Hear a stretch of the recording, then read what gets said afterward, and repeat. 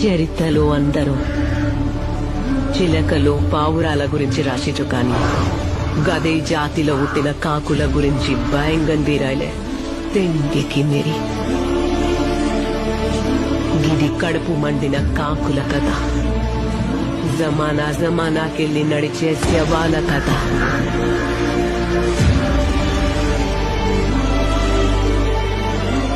అమ్మ రొమ్ములో పాలలేక రక్తం పోసి పెంచిన ఒక జాతి కథ.